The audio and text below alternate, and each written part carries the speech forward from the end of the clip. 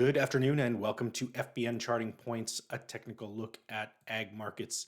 Today is November 28th, and my name is Brian Como. All right, we're going to take a look at ag markets today. First, we're going to get through a disclaimer. Trading futures and options involves the risk of loss. Please consider carefully whether futures or options are appropriate to your financial situation. The material is provided as is and for informational purposes only. It is not intended to be a substitute for specific financial, trading, legal, or tax advice. Neither Farmers Business Network nor any of its affiliates make any representations or warranties, express or implied, as to the accuracy or completeness of the statements or any information contained in the material, and any liability therefore is expressly disclaimed. Past results are not necessarily indicative of future results. All right. We're going to start off with hard red winter wheat or Kansas wheat on the Chicago Board of Trade this morning. We're looking at the March contract today. Some very good performance up today. As far as the grains and oilseeds go, this is the market leader today. It was up 3.6 percentage points or 21 and a half cents today. Let me get my trusty marker out here.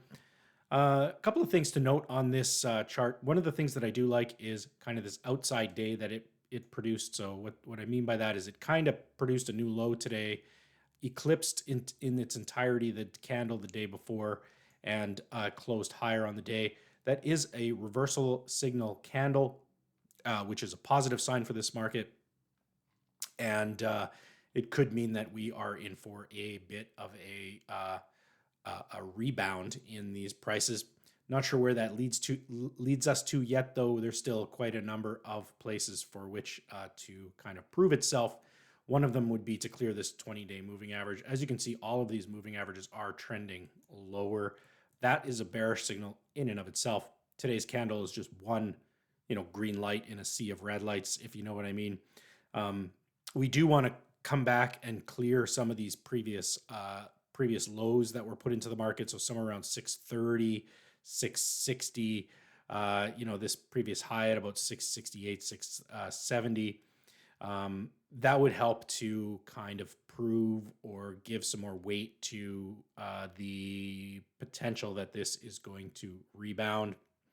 If it does, we may be in for it. We don't know exactly how much of a rebound we'd be in for.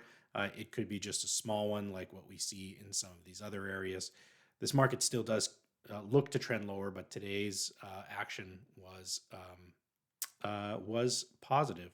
So we could be in for a temporary bounce here. One thing to keep in mind is the managed money net positions on these wheat markets. They are all very short, and they are relatively large shorts. This is a kind of layering all of the wheat markets onto one. Now, sometimes this looks a little skewed because, the least volatile is the hard red spring, followed by the lowest volume hard red spring, hard red winter being the second, and soft red winter being a lot. So, it tends to skew the way these charts look when you combine them like this. What you do kind of want to do is look at them from, just kind of focus in on one at a time. So today we're going to focus in on this hard red winter one, which, as you can see, has been sold short quite considerably in the last little while. And that could be another reason for some of the uptick today, is that there was some profit taking on those trades. Obviously, the short holders were right in this market as it was being ridden down. And there's some profit taking that could have been happening today. We aren't, at these, this chart goes back almost 10 years to 2014. Only once has it been a larger short position than we are at today. So that does give the opportunity for some profit taking or short covering. Those types of events can happen as well. If we just isolate the Minneapolis, now we did see an uptick, and this data is very delayed, right? So we're talking today's Tuesday, the 28th. This data would have been valid on the close of business on Tuesday, the 21st, and it is reported at the end of the day on Friday. So there is a large delay in this data. That's for a reason. That's so that trading participants can, even out their positions, do what they need to do without becoming transparent in the market. and disclosing what their positions are so that somebody, could trade against them, something like that. So it is, delayed, but it does kind of give you a backwards look at what's going on. And Minneapolis did get sold into a very large short position, and it did rally a little bit back. So when we look at the difference between Minneapolis wheat and hard red wheat, even though this market is technically shorter from a historical standpoint, um, it did start to cover some of its short as into the last week or 10 days or so. Looking at soft red winter wheat, it also did punch lower yesterday. It recovered a little bit today. This is a little bit concerning to me that this punch lower here. We did not make back enough. I do fear that the wheat market is in a bit of a continued bearish pattern here. So today's gains in some of these markets, unfortunately, could be somewhat of a dead bounce, a dead cat bounce. But I guess time will tell. We'll have to see. I, of course, always like to see new highs come into a market, or old highs get threatened, or move above some old highs. So that is what we are looking for in this market to signal a pullback at this time. Here is the Minneapolis wheat. Now, I did get some questions in some question period earlier in the week about, well, if Minneapolis wheat is going to rebound at some point, where does that take us? And so if we assume that today is the bottom here, I'm going to zoom in on this a little bit. If we assume that, yesterday was the bottom of this market, and we're looking for rebound activity inside of, so if I'm going to back up here a second, this market is still trending in this direction, right? So we are seeing, lower highs here. We are seeing lower lows, and we just posted another lower low today. But if we kind of zoom back in on the last couple of weeks here, bounces can give back or take back about 60%. That would be where this line is right here. It does line up with the 20-day moving average. So if we are going to see a rebound in Minneapolis wheat here, I would expect it to come back into that 730 area.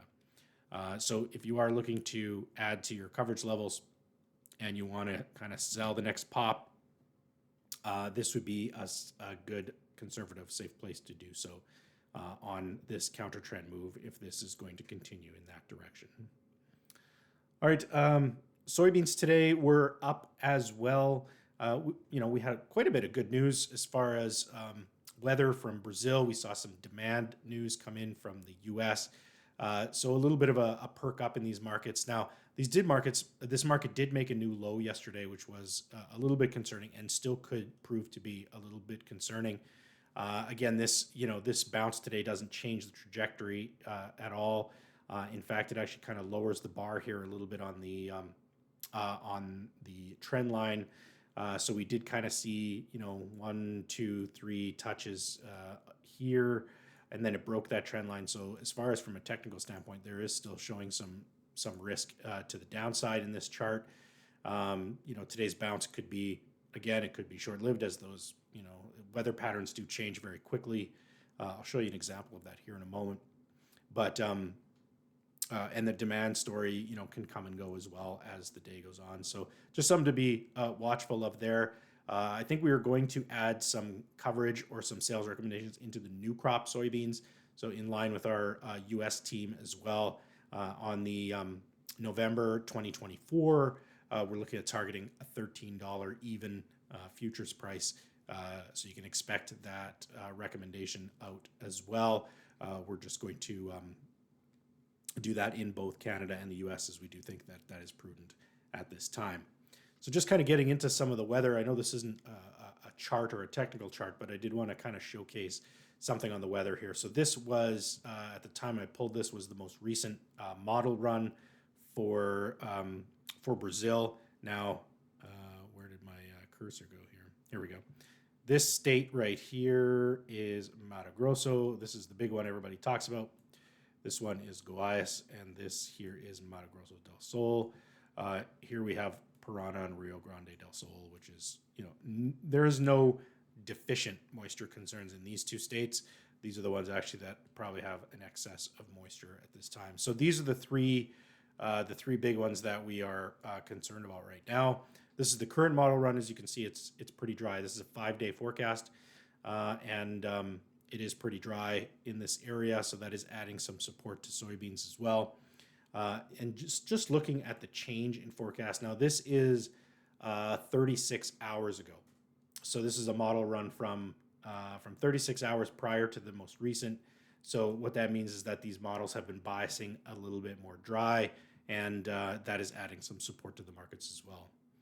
Now here is a temperature anomaly map as well. Again, here's Mato Grosso and Goiás and Mato Grosso del Sul. So we are seeing some slightly above average temperatures, between 2 to 6 degrees above. It doesn't sound like a lot, and it isn't necessarily a lot, but it is worth noting that even with these above seasonal temperatures, we're still talking 90 to 100 degrees Fahrenheit in some of these areas. So, if there had been really good rains through these areas before this 5-day drier spell and heat, I don't think the market would be concerned at all. In fact, I think that would be supportive to crop growth. But because it has been dry for so long, I think that the heat and the lower moisture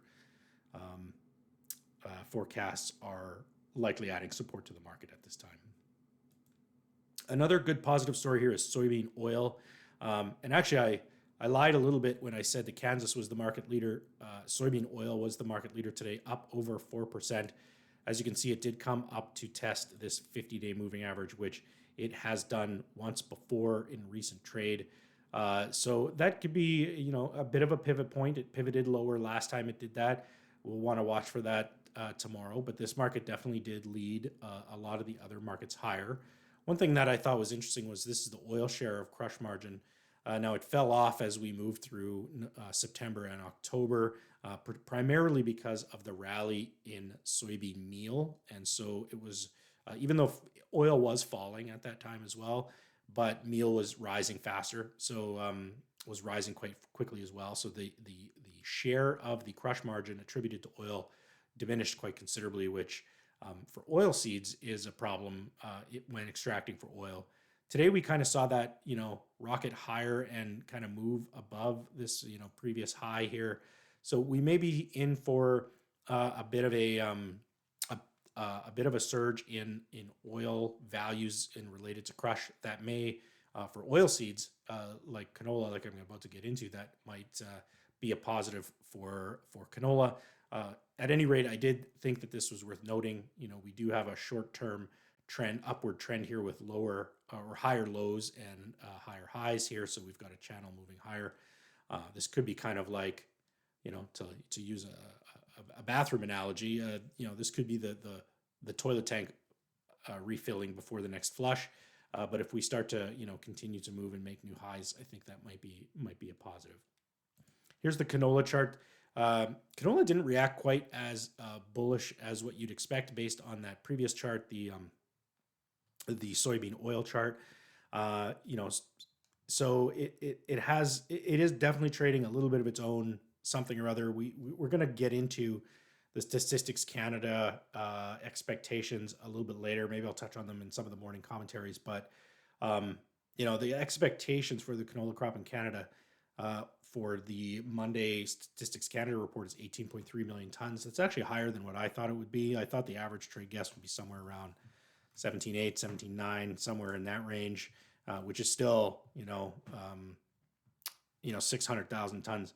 Even at 17, 17.8, 17.9, that's still 500,000 or 600,000 tons ahead of what Stats Canada previously released.